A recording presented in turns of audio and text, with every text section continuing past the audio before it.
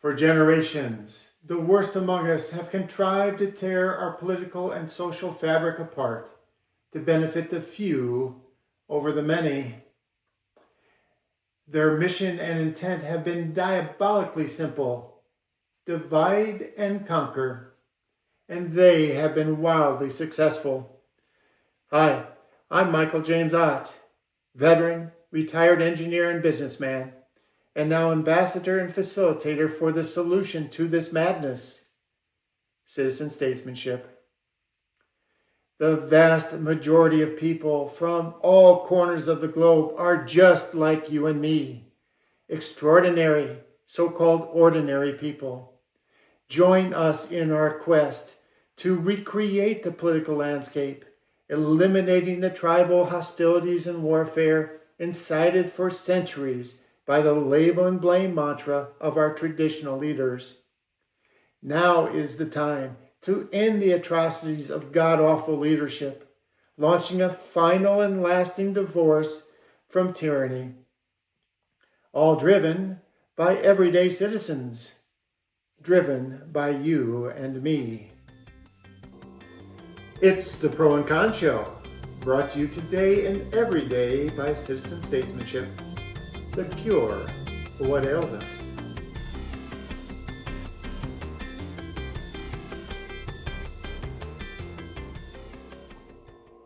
Welcome to the Pro and Con Show, ladies and gentlemen. I'm Michael James Ott. And I am Benjamin McLaughlin, and we are the hosts for today's show. We are indeed. But who we are is much less important than what we talk about on this show. And we have an outstanding show for you today. I'm excited. It's called, today's topic, it's called A Plus Knowledge. A Plus Knowledge. That's a good one. So are we ready to chat about this a bit? I believe so. We'll see. So I hate to catch you off guard. It definitely did. A little bit. I hate to catch you off guard, but if I were to ask you, how would you define A plus knowledge? What would you say? There's no right or wrong answer. Just It's an interesting term because so I hear A plus, which you would think, you got it right, you got it correct, and then knowledge, which is what you know. So is it about having the right knowledge, maybe? Like, the things that you know are the right things? Or, I'm not sure. That's about it. Having the right knowledge is what it sounds like to me. Okay. And yeah, you're kind of, so I have a version of what I guess I'm defining it. Sorry, I'm going to define it. No. But I have a little, and you're kind of on the edge of it, I think. But I have a little bit different view of what you were just saying, and so let me start by kind of telling you a story. So I was in the United States Navy. Ooh. And I was in submarines, and they're nuclear powered, and I was an officer, but we were in charge of the reactors and stuff like that. Wow. Oh, wow. No, not wow. No, Wow. I'm just a guy. Sure. No, yes. No, it's nothing. It's not rocket science. It's just. It kind of is, just underwater. No. Don't make too much of it. But anyway, so I was in the Navy. And you go through a whole bunch of schools, right? Because you have to learn how to do stuff in submarines and weapons systems in submarines. That's part of the training. And then there's the nuclear reactor, which is like the lifeblood of this boat that can submerge and stay submerged for literally months and months and months at a time, and never come up to the surface at all. Wow.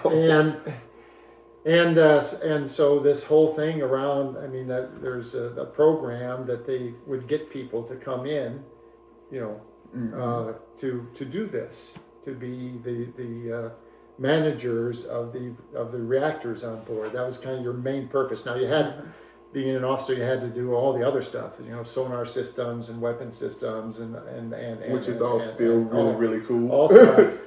Well, and when it's your job, it's less cool. Yeah, I can understand. So you're going through these schools, And there's a place where you have these schools, and there's one of them is like a theory school, and then there's another one that's more of a practical school. Mm-hmm. So they're separate. And so the theory school it's literally book learning, and then the second one, there's prototypes of these reactors that are running, and and you run them. Yeah, that's really cool. And and that's part of, they run you through all kinds of potential casualties. Yeah, see, I would be locked in for that one. Okay. That would have my attention right there. I'm like, oh, okay, yeah. Now this is how I learn. But in both cases, when you got toward the end, and they were going to decide whether or not they were going to actually commission you in the Navy and allow you to be a person that was in charge of one of these submarines. There were written exams, but there were also oral boards. So you would sit there, and there would be a table of maybe 3 or 4 of the instructors at wherever you were, and you went in there and stood before them, and then they would ask you questions about, reactor theory, or casualties in this kind of prototype or whatever. And so they'd ask the question, and then of course you had the answer. So you'd start answering the question. Well, sometimes whoever was asking the question, they felt like, I didn't ask it well enough, because you're kind of going off on this tangent, and that's not really what I wanted to know. So I want to know whether you understand this other thing. So they would say, okay, let me interrupt you. Let me interrupt you for a moment. And if I said this, blah, blah, blah, blah, blah, I'm not going to go into reactor stuff with this, but blah, blah, blah, blah, blah, blah, what would you say to that? What would you say to that? Would that be a correct thing to say, or and so now you're like, well, they kind of have given me an answer, and it's like a little bit of a multiple choice thing. In a way, they've given me an answer, and now is it completely correct, completely wrong, or are there little bits and pieces of it that are correct or wrong? And they in the Navy and in those exams, when they did that, they called it C+ knowledge. If you recognize the correct answer when told, recognize correct answer when told, that was C+ knowledge in those oral boards. But here's the thing. As life has continued for me, I have come to appreciate that recognizing correct answer when told is A+ knowledge. Recognizing correct answer when told is A+ knowledge. I've been married twice and divorced twice. and those marriages, there are good parts and bad parts. But clearly, from the perspective of, finding a soulmate and living, 50, 60 years together and all that other stuff, which some people do. Yeah. Not me, unfortunately, but some people do. Well, that's if you could recognize the correct answer, right? Just how much better would things have been for not only me, but my spouse and other people around us if we had recognized, they had recognized correct answer, or not in me, and vice versa. Exactly. Right? I've been there myself, so I does understand. It make sense? It makes perfect sense. It's like, So, and there are countless examples as you go through your life of, like we were talking in a previous show about, well, something happens and you decide you have to move to a different state or different city or different neighborhood or whatever. And that whole changing things because things have happened. So you have to, and so making the correct answer or recognize the correct answer when told, because there's tons of options, right? You're thinking about moving. There's tons of houses that you could buy or rent or whatever, or apartments, right? So the only way you know is you do something, and if you've recognized the correct answer, you're very happy with it. Exactly. And when you look back at it, you're very happy with it. And so that is the definition that I propose is A+ knowledge. It's recognizing correct answer when told. Now, and the reason why we bring this up Mm-hmm. with all of our audience here is, now let's talk about what's happening with our country, and how do we go forward? How do we make things better? And we are proposing that citizen statesmanship is the correct answer, and we're hoping that you recognize correct answer when told. Exactly. So we hope you have A+ knowledge in that regard. So this is, you see? Yeah, I get it now. So now that I've said that, and again, we'll just pause for a moment. Mm-hmm. So do you have an example or two from your life where you made a decision and it either went really well or it didn't go so well? And so, of course, the one that went really well, you're like, well, that was A+ knowledge. Yeah. So do you have an example or two that come to mind? Or the first one, marriage and a divorce. Okay. I got married really, really young, like high school sweetheart, and I learned the hard way why they say, this isn't going to work. Or like why so many people say, you don't really know each other. Because it's very different between dating in high school and dating in real life. And, we dated in high school, dated through college, got married in college. And, yeah, getting into the real world and the workforce is when we grew apart pretty much. And, I mean, it went downhill fast. And then, it was a lot of things I did or whatever that could have been done better. If I had A+ knowledge in that, I was told the right answer a long time ago, but I still wanted to go with it anyway. And I can say an example of where I did have A+ knowledge was deciding to get out of the trucking industry and going to the job that I have now. Because, I came in at the ground floor and it worked out really well for me. I was in college to do engineering. I wanted to do mechanical engineering. That didn't work out for me, and I was kind of wanting to get back into that because I like to work with my hands. I love to figure out stuff. I love problem solving, and I just went to work. And then I was presented with an opportunity to get back into that career field of sorts. So being able to work with PLCs and robots and all that kind of stuff. So now I program, repair robots, program PLCs. Like I got a wealth of knowledge of stuff now, and I'm satisfied. And I look back and it's like, man, there was a time I almost wanted to leave and quit and do something else. But no, that was definitely an A+ knowledge moment. And it worked out for the better. And I'm really grateful that I stuck that out and stayed with it because it gave me, more freedom and more stability financially. And I'm here today. I mean, I could have never been your next door neighbor, to be honest, without making that decision. So it definitely worked out. And so you say that, and so I give you I'm going to talk about a similar thing for me. Mm-hmm. But while I'm doing that, if you think of another example for you, that'd be good. Or not. I mean, but just if it comes. Mm-hmm. So you were talking about your career choice. So again, my little story is I was in high school, mm-hmm. and all my older brothers, they're all electricians in one form or another. And two of them were in the union, electrical union in Illinois, and they were whatever they're called, master. I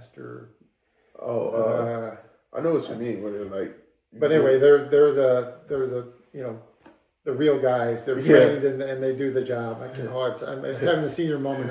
I hate being the guys that we have to call whenever we need a bus. They were journeymen. They were journeyman electricians. And back in the day, I don't know whether it's still true today, but back in the day, you kind of got invited by somebody that was in the union. You had to kind of know somebody. Oh wow! To get in. That's so a really that was cool kind of concept. the way that they. Well, I don't know whether it's cool or not, but it's but I mean, the way it was. If it's done right. Well, that's right. It's done right. But then, like anything, if you get the wrong people making those decisions or recommendations, it can be done wrong. The narsoles. Exactly. There's narsoles. Right? Exactly. So anyway, I was just assuming. I was assuming that one or both of my brothers, because we never talked about it. In my family, I was the last of 6 children. We talked about nothing. We just, we didn't talk about anything. And so my oldest brother, he came to me. I had like 2 weeks or 3 weeks or something, like some crazy short amount of time before I was graduating from high school. and he said, "Hey, what are you going to do after high school?" And my eyes got really big. I was like, "Oh, didn't really think that far." I was thinking that you were going to like help me get into the union, that I could join the union because, you guys have, you and my other brother, you've been doing well, I was just going to do that. See how you're living over here, bro. You're doing well. So, and he goes, "You don't want to do that."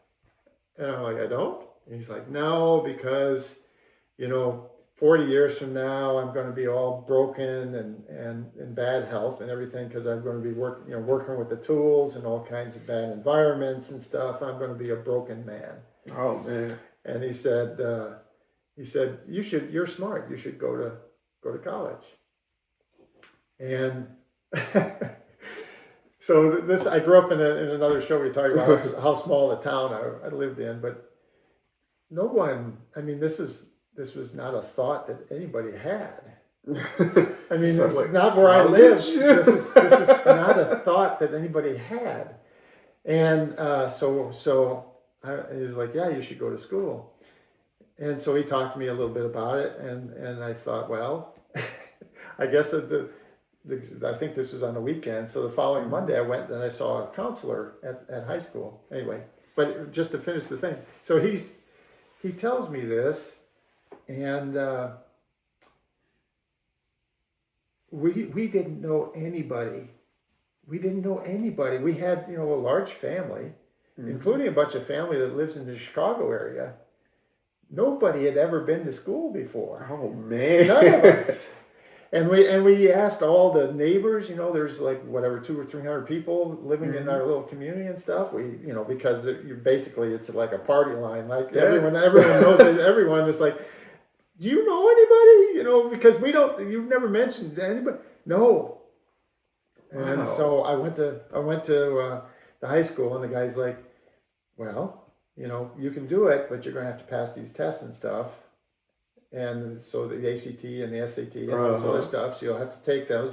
The good news is your grades are good."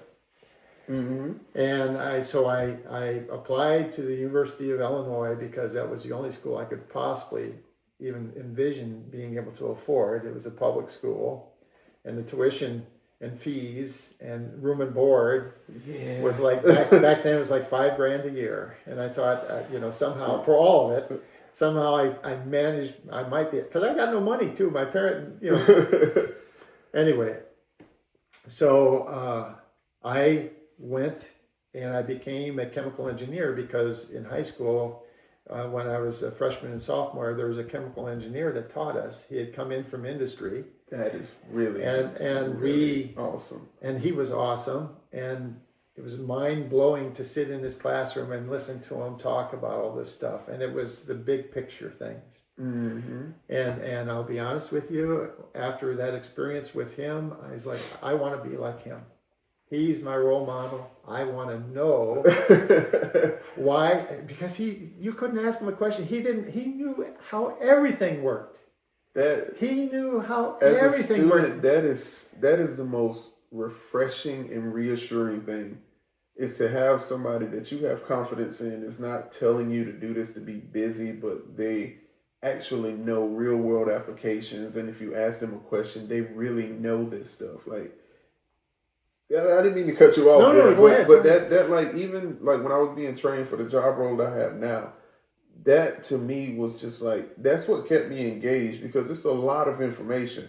But when you have somebody that can show you and prove you that all of these PowerPoints and all of these assignments I actually know and can recall, and that it is possible, I mean, that just keeps you inspired, especially if that's something that you really want to do. So, I mean, that experience, like, I can feel that because I've experienced it of sorts myself. So I can only imagine, to have someone so influential that makes you want to say, that's what I want to do. That's what I want to do. And so there was all kinds of, weird things that happened to me, but I did it. I went to school and I got my degree in chemical engineering. And then I went into the Navy and went on submarines, and I was able to do that and everything else step by step. And later on, working with fiber optic technologies and all that, it was all definitely an interesting life. so the whole point is, and I have to say, I really, maybe it's not A+ knowledge, maybe it was just luck. But I made the decision based on, I recognized, I guess. Yes, it is. I recognized correct answer when told.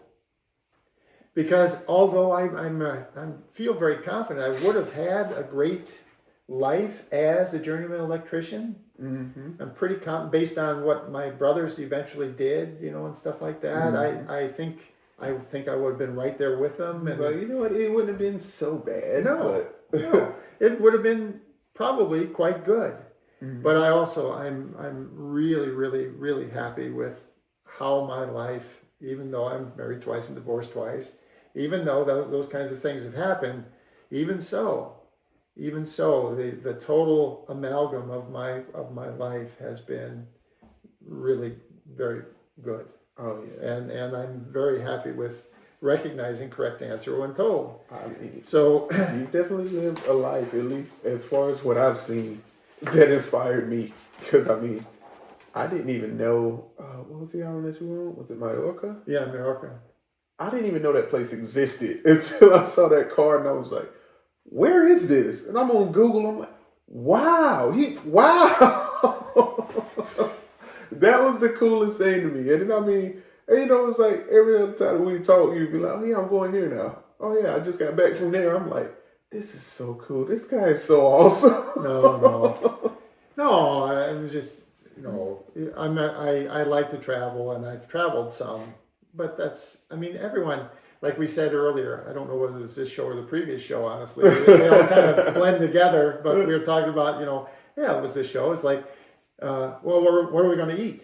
And then people talk, and then someone says, oh, let's go to whatever pizza. Oh, yeah, that's the place. Here we go, Yeah, but it's also interesting, though, because you don't meet a lot of people that you seem to genuinely enjoy life. And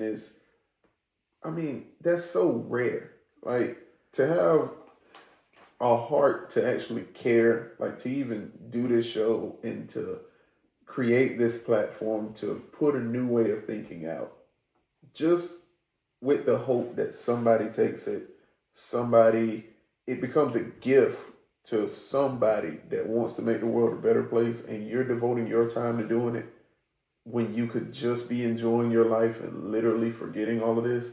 Because a lot of the listeners I'm pretty sure they do not know, this is 100% a choice. And this is your time, your money, to invest that. That's inspiring. Like, not only did you inspire me to travel more, you're inspiring me to put more out into the world, which is why I decided to come here and do this with you. Because it's like, this really is something that matters. And this really is, like, this is the way that life should be. We should be giving back. And to bring it all back to another topic that we had about, people putting out misery because they're miserable. This shows that when people are genuinely happy, they want to make life better for other people as well. So I want to touch on a couple of things that you said, because the word gift. So this is recognize correct answer when told, audience. Mm-hmm. Please recognize correct answer when told. We, the extraordinary, ordinary people, we have the opportunity to truly live in a life free of hate, fear, and injustice. Exactly. We truly have that opportunity. We have that opportunity. We can gift it to ourselves. It's a gift not to me, not to Ben, but to all of us. The 98% of us on the planet. That's like 8 billion people. And we talk about this show is for everyone, everywhere. And there's, for example, we have a show coming up. It's called To Russia with Love, because we want to specifically talk to the Russian people about these kinds of things, because you can gift yourself Exactly. a life free of hate, fear, and injustice. We can gift this to ourselves, but we have to do it. And we have to recognize that there's a small, tiny number of us, the narsoles. Very small, the narsoles. And the narsoles sometimes, there's a couple of categories. We talked about this in What is a Narsole show before, but there's a couple of categories. So one of is the kind of the small-time narsole. So these are the people, they still have these traits, they're self-importance, preoccupied with power, they feel entitled and so on. They're aggressive and violent. They have, and they're pathological liars and stuff like that. But these are the people that are like, they defraud on a small scale, right? They steal credit card numbers, and some of them, unfortunately, they rape people or they murder people. There's a category, and we try to put those people in jail. Exactly. Because they're horrific people. And some of them are even serial killers, right? Yeah. So what was it, like John Wayne Gacy or something? This is again, you guys, Gaskins and all those younger people, go ahead and look it up. But he was famous, and again, I'm not a historian, and I don't remember facts. I remember concepts. So he for sure, he killed a bunch of people. I don't know. I want to say it was like 30 people or 40 people or something. But so he was a serial killer, and obviously a horribly bad person. Absolutely. Right? But he's in the category of the small-time narsoles. Because in the category of the big-time narsoles, now we're talking about our political and corporate leaders. Exactly. Now we're talking about corporate leaders that make the decision to dump all kinds of toxic waste into the environment in the areas where their employees live. Yes. And cause, countless cases of cancer and all kinds of other illnesses and stuff like that. So again, we mentioned the Russians before, because Vladimir Putin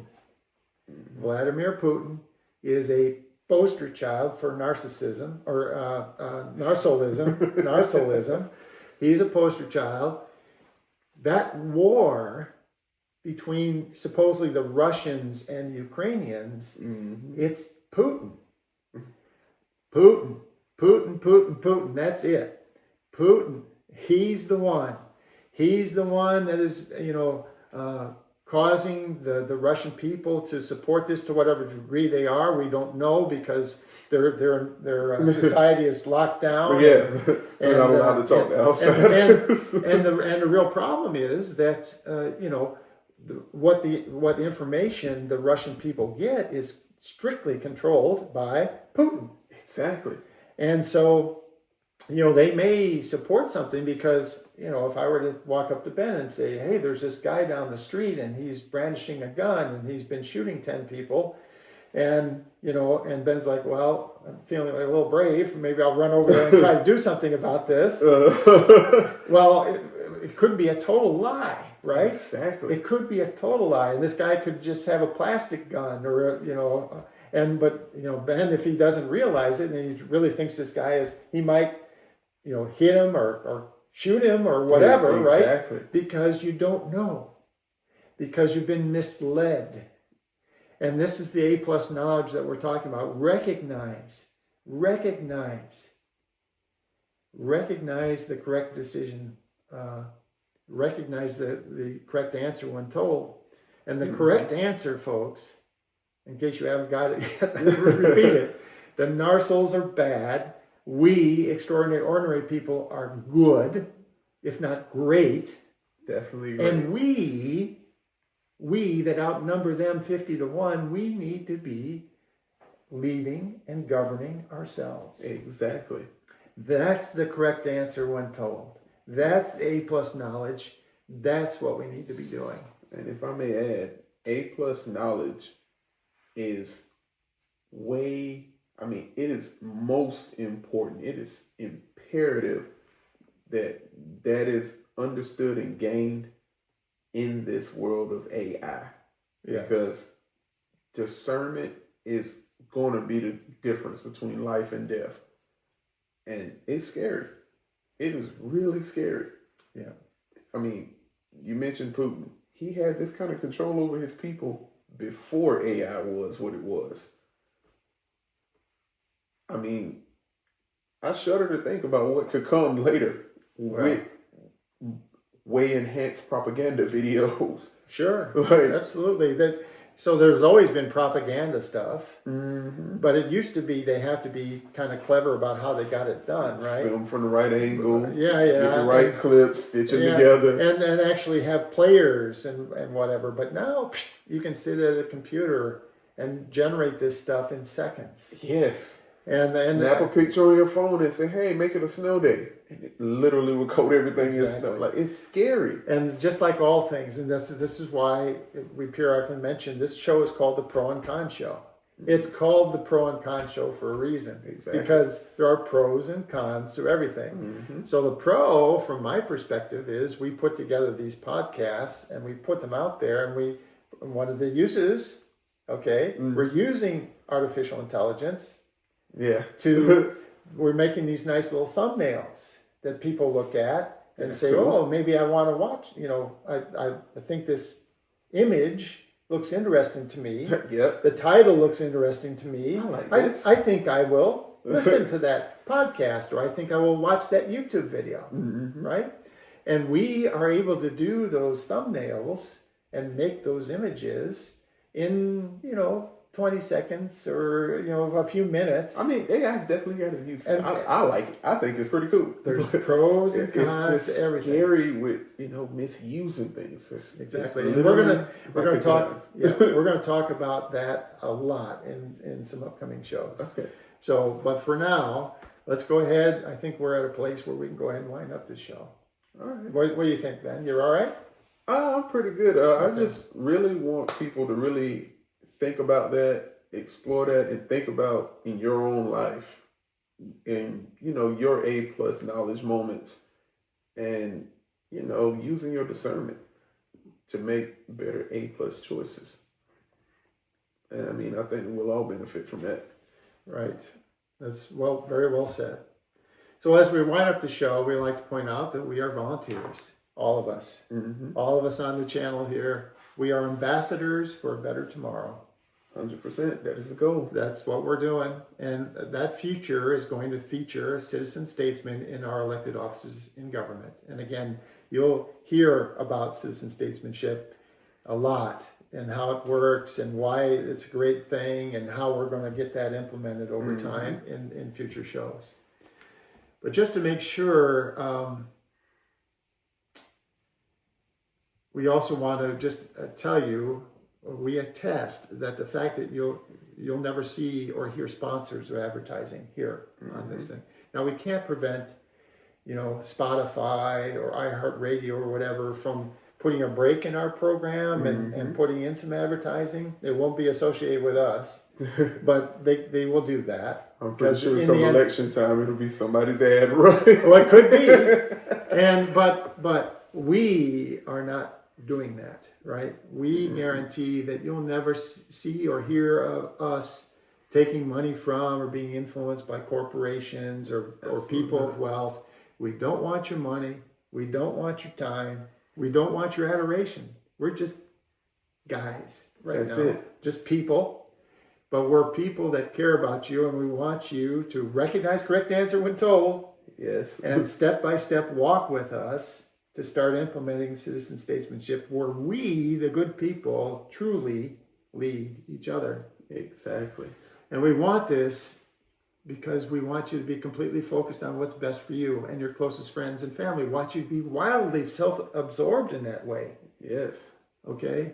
Because by doing so, we hope that you will recognize correct answer when told and embrace a far better future when we're running the place. Exactly. So our next show is brimming with awesome sauce. It is called What is an Arsehole? I like it. So we're going to talk about that. So in the interim, you can write to the show at freeequalfair@gmail.com.